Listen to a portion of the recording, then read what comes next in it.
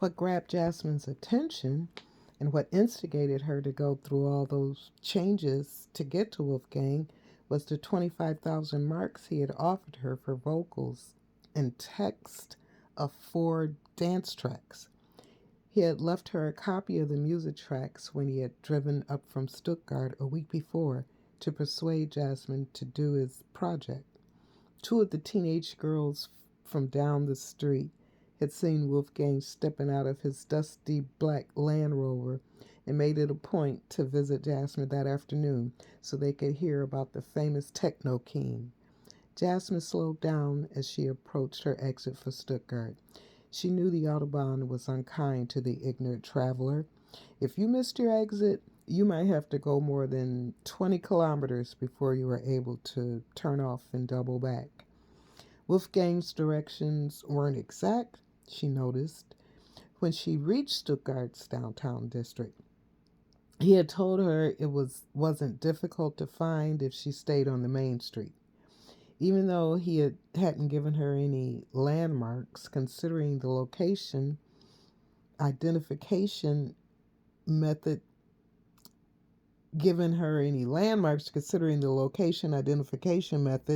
Jasmine was accustomed to. She felt she would be able to find it. The street sign read Kerplerstrasse, and the building address was 1162-C. The name of the studio, Scream Clinic. Just when Jasmine was about to give up on the direction she was going in and tried to hook a U-turn, she noticed the street sign. The studio was the third huge building on the block. It looked to be the industrial district. Big factories and warehouses surrounded the studio's block. But these buildings looked to hold TV studios or something, since they were so set apart from the other buildings, and their outer decor looked as though a lot of money was invested in upkeep. 1162-C was easy to spot. The words Scream Clinic were written in the precision of a professional graffiti artist's scroll on the entire front wall of the building.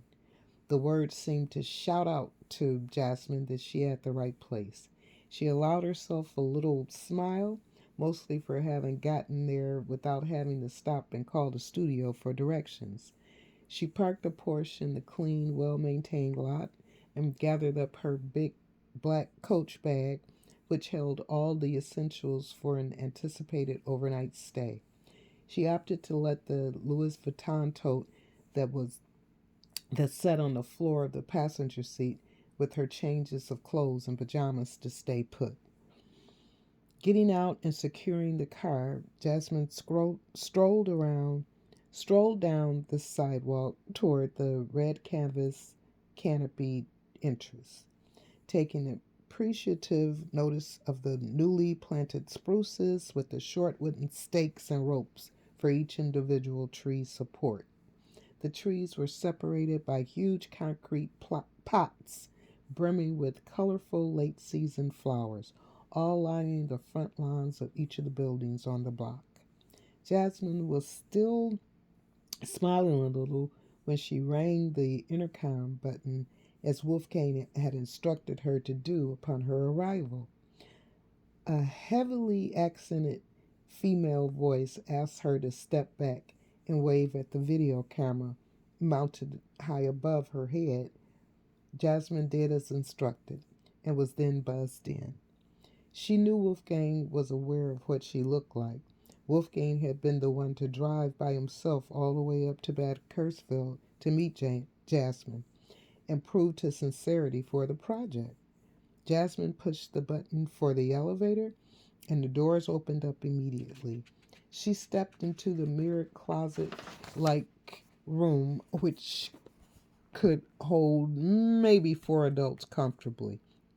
They must have a freight elevator in the rear of the building, Jasmine thought idly as she pushed the button for the 4th floor, the one marked studio.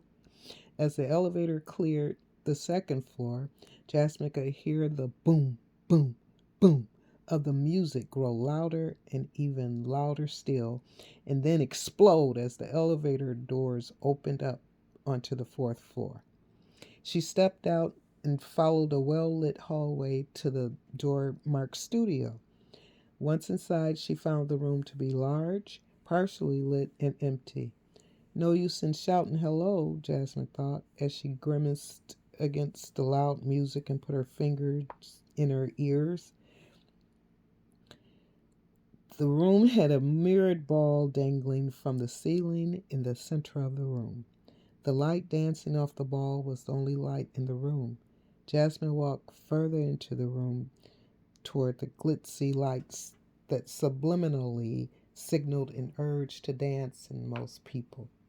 But Jasmine wasn't there to dance. She was there to sing and to make 25,000 marks, which, with the mark rate being approximately $1.60, would amount to a little over $26,500 for her work. Jasmine spotted an open door with light coming through as she rounded a corner in the room. She noted that the dance floor was probably just a waiting area, considering how far the studio stretched from this part of the floor. Jasmine entered the room and was surprised to see that Wolfgang and a pretty brunette woman were sharing a fat joint. She realized that it must have contained she realized it must have contained hash, judging from the brown chunk that resembled her mother's baking chocolates that lay next to the package of rolling papers on a small table that separated the two.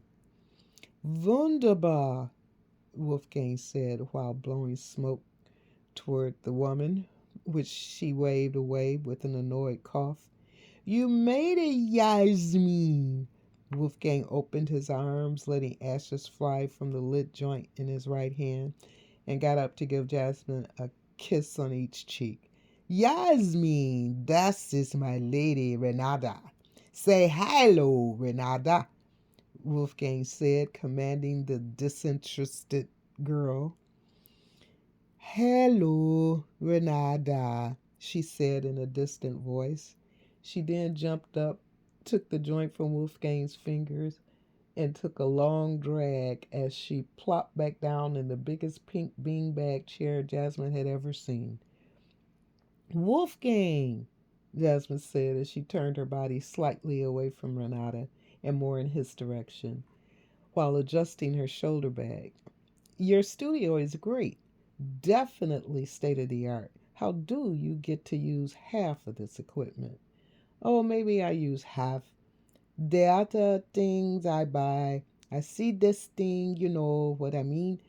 Wolfgang was using his hands to try and emphasize his words somehow, and Jasmine thought to herself, I don't know sign language either, dude. It must be a wonderful power to be able to create music at your digital fingertips, she said, knowing she was greatly exaggerating her true feelings.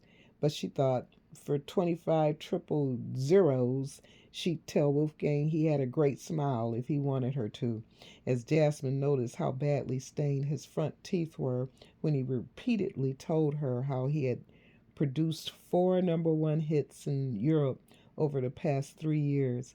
Jasmine thought he should take some of that number 1 hit money and go get professional to clean his teeth.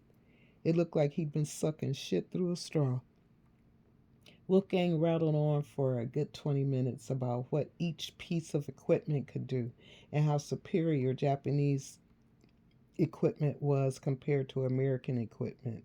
Apparently, it was also superior to the German product since Wolfgang didn't have many German pieces, but she thought it was wise not to point that out to him.